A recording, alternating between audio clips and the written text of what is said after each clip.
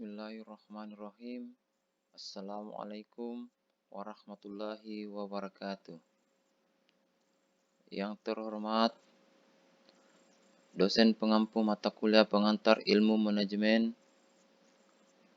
Ustaz Dr. Ahmad Syarif Iskandar SEMM dan Ustaz Dr. Andes Ilham Tahir SEMM. Perkenalkan, nama saya Sufirman. Pada kesempatan kali ini kami akan membahas tentang buku manajemen karya Richard L. Davey bab 13 tentang memenuhi tantangan keanekaragaman.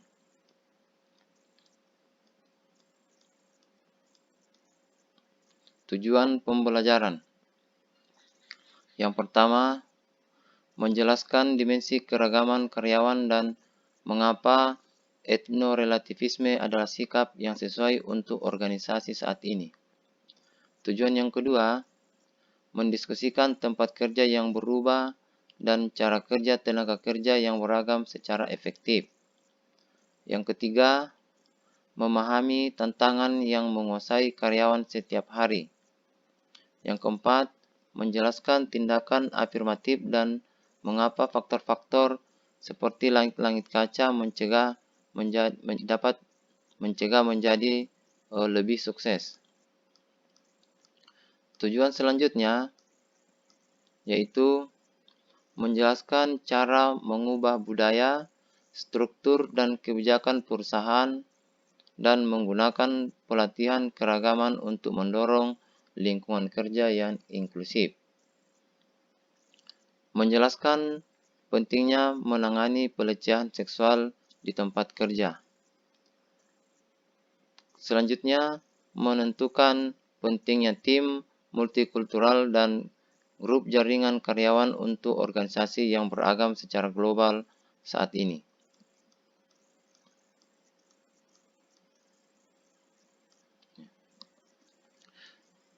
Yang pertama, materi tentang memenuhi tantangan keanekaragaman. Bahwa seorang manajer yang cerdas menghargai keragaman dan menegakkan nilai dalam mengambil sebuah keputusan. Adanya perbedaan dalam populasi, tenaga kerja dan pasar adalah fakta kehidupan yang tidak dapat diabaikan oleh seorang manajer. Mengelola keragaman saat ini, seorang manajer itu harus mampu merekrut, melatih, menilai, dan memaksimalkan potensi orang-orang yang ada. Keanekaragaman yang ada dalam sebuah perusahaan, misalnya keanekaragaman jenis kelamin, ras, usia, disabilitas, etnis, agama, orientasi seksual, pendidikan, dan tingkat ekonomi. Selanjutnya, menghargai keragaman. Manajer puncak menghargai keragaman, seperti memberikan akses organisasi ke opini dan sudut pandang yang lebih luas, memacu kreativitas dan inovasi yang lebih besar, mencerminkan basis pelanggan yang semakin beragam, mendapatkan bakat terbaik dalam lingkungan yang kompetitif, lebih efektif bersaing dengan pasar global.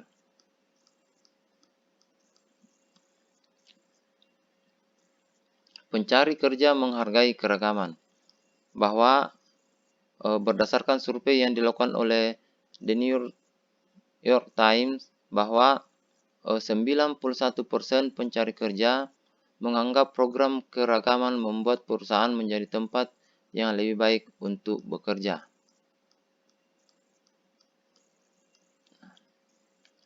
Keragaman perusahaan Amerika Serikat,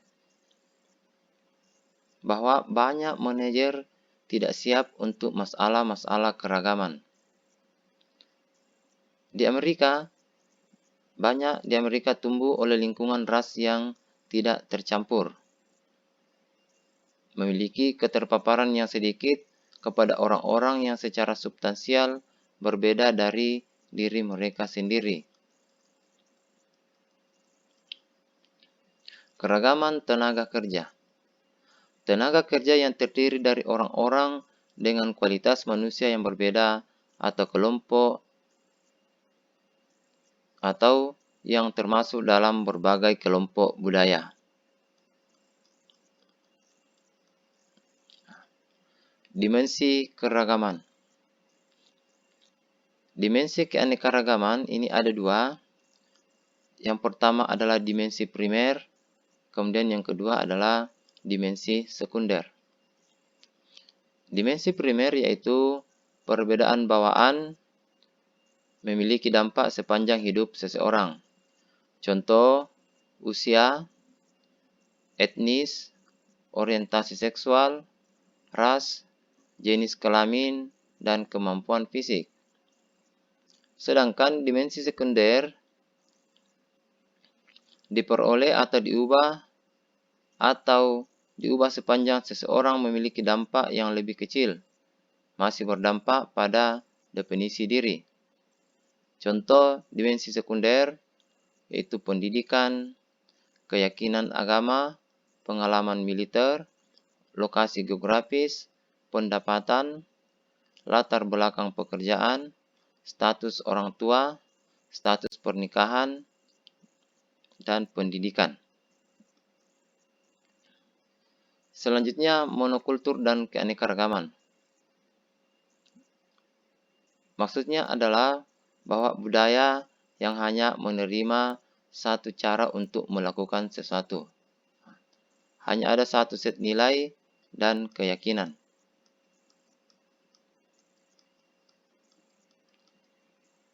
Sikap menuju keberagaman.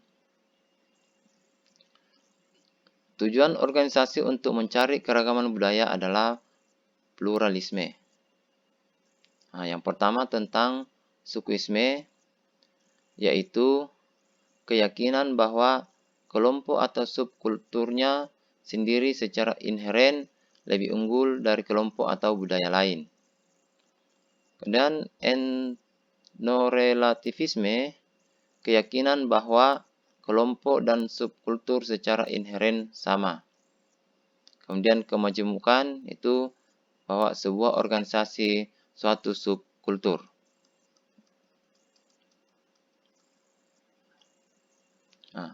Adanya tempat kerja yang berubah.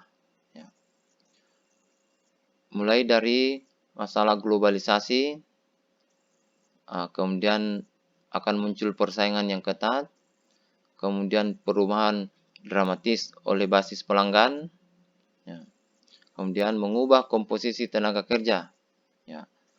Ada lebih banyak wanita, orang kulit berwarna, dan imigran yang mencari peluang. Tantangan yang menguasai minoritas. Yang pertama tantangannya yaitu kurangnya pilihan tugas, pengabaian oleh bawahan dari atasan manajer minoritas, mengabaikan komentar yang dibuat oleh perempuan dan minoritas dalam sebuah pertemuan, kemudian kebutuhan untuk menjadi bikultural.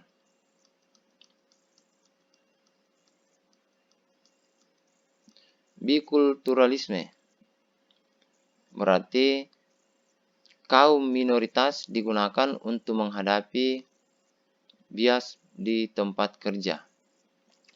Keterampilan dan sikap sosial budaya yang digunakan oleh ras minoritas saat mereka berpindah-pindah antara budaya dominan dan budaya etnis atau ras mereka sendiri. Tantangan untuk manajer. Tantangan keanekaragaman budaya. Mulai dari budaya organisasi, diantaranya menghargai penghargaan, sistem nilai yang berlaku, inklusi budaya. Tantangan selanjutnya yaitu sistem manajemen sumber daya manusia, mulai dari perekrutan, pelatihan dan pengembangan, penilaian kinerja, kompensasi dan keuntungan, kemudian promosi. Tantangan berikutnya adalah keterlibatan wanita karir yang lebih tinggi, pasangan karir ganda, seksisme dan pelecehan seksual, dan konflik pekerjaan antara pekerjaan dengan keluarga. Tantangan berikutnya adalah heterogenitas dalam ras, etnis, atau kebangsaan, mulai dari efek pada kekompakan, komunikasi, konflik, moral. Kemudian pengaruh identitas kelompok pada internoksi, kemudian prasangka, rasisme, dan etnosentrisme. Tantangan keanekaragaman budaya berikutnya yaitu program pendidikan. Mendidik manajemen tentang menghargai perbedaan, mempromosikan pengetahuan dan penerimaan, memanfaatkan peluang yang diberikan oleh diversifikasi. Tantangan yang terakhir adalah pola pikir tentang keberagaman, mulai dari masalah atau peluang, tantangan bertemu atau hampir tidak mengangkat, tingkat penerimaan budaya, apakah dia berlawanan atau berupa dukungan.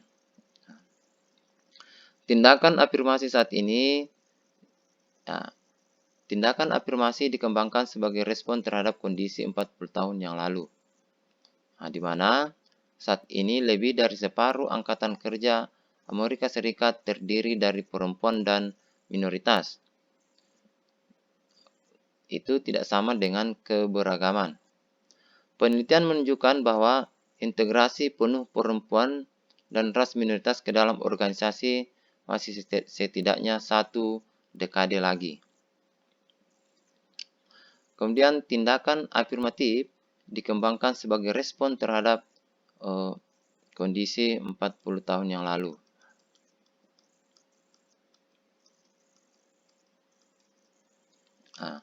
Kemudian ada istilah langit-langit kaca, yaitu anggapan bahwa sebuah penghalang tidak terlihat dan perempuan dari posisi manajemen puncak.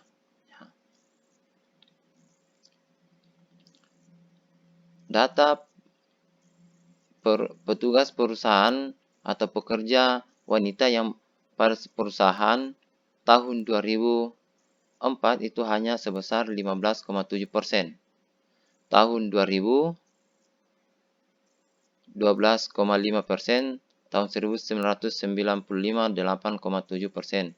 Walaupun sini kelihatan bahwa dari tahun ke tahun itu mengalami peningkatan jumlah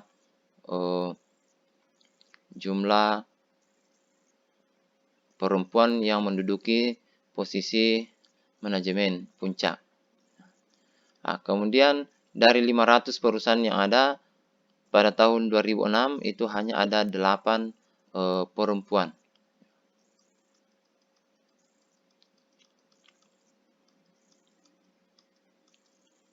Praktik inklusif oleh tempat kerja. Tanggapan saat ini terhadap keberagaman. 1. Membangun budaya perusahaan yang menghargai keberagaman. Kedua, mengubah struktur, kebijakan, dan sistem untuk mendukung keragaman, mulai dari pengerahan dan sampai pada kemajuan karir. Kemudian yang ketiga, memberikan pelatihan kesadaran keberagaman.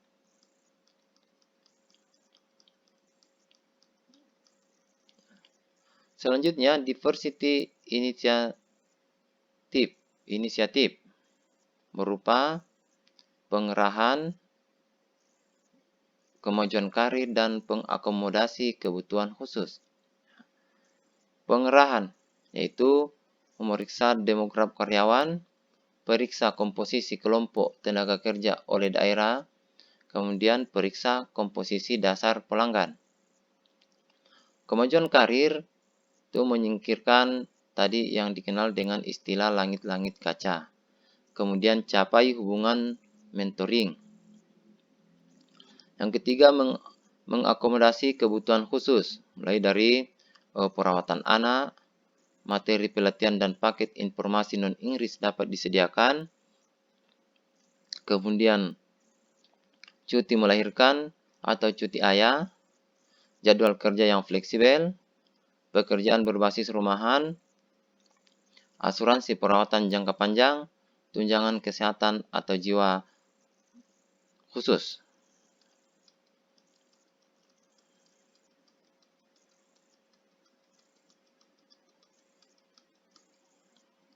Selanjutnya, tahapan kesadaran keragaman.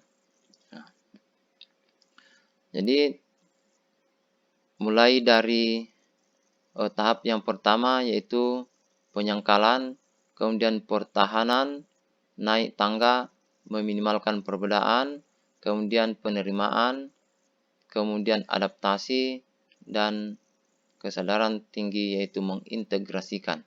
Ya. Yang pertama, penyangkalan yaitu pandangan paroki tentang dunia, tidak ada kesadaran akan perbedaan budaya, dan dalam kasus yang ekstrim mungkin mengklaim budaya tidak manusiawi. Kemudian pertahanan, merasa ancaman pandangan dunia yang nyaman, menggunakan stereotip negatif, menganggap superior budaya sendiri. Kemudian, minimalkan perbedaan dengan menyembunyikan atau meremehkan perbedaan budaya, berfokus pada persamaan antara semua orang. Kemudian berikutnya penerimaan, yaitu menerima perbedaan perilaku dan perbedaan nilai yang mendasarinya. Kemudian mengenali validitas cara berpikir dan memahami dunia lainnya. Kemudian adaptasi, mampu bergeser dari satu perspektif budaya ke budaya lain dan mampu berempati dengan budaya lain. Dan yang terakhir, mengintegrasikan, sikap multikultural memungkinkan seseorang untuk mengintegrasikan dan beradaptasi secara baik. Hubungan organisasi. 2 masalah kepedulian hubungan dekat tempat kerja. Pertama, keintiman emosional, dan yang kedua, pelecehan seksual. Pelecehan seksual berbagai bentuk yang ditentukan oleh suatu universitas, mulai dari umum, pelecehan umum, kemudian tidak pantas atau menyinggung, kemudian permintaan dengan janji ketidakseimbangan, pemaksaan dengan larangan mengancam, kemudian kekerasan seksual. Program keragaman global, yaitu ekspatriat, karyawan yang tinggal dan bekerja di samping negara mereka sendiri.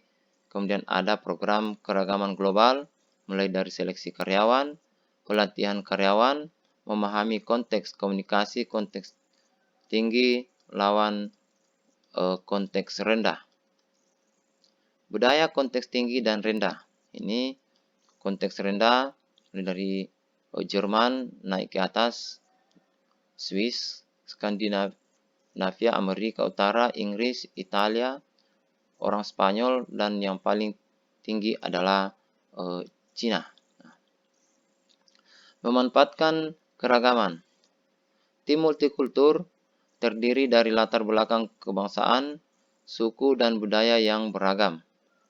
Dan jaringan karyawan kelompok berdasarkan identitas sosial dan diorganisir oleh karyawan untuk fokus pada perhatian karyawan dari grup tersebut. Mengelola tim multikultur. Keuntungannya yaitu peningkatan kreativitas, inovasi, dan nilai oleh pasar global saat ini. Menciptakan lebih banyak dan lebih baik alternatif untuk masalah. Menghasilkan solusi yang lebih kreatif dari tim yang homogen, sedangkan kerugiannya meningkatnya potensi miskomunikasi dan kesalahpahaman. Kesimpulan, bahwa seorang manajer harus mampu menghargai keragaman. Bahwa seorang manajer harus memahami tantangan untuk menguasai karyawan. Kemudian, bahwa seorang manajer harus mampu melakukan tindakan afirmatif.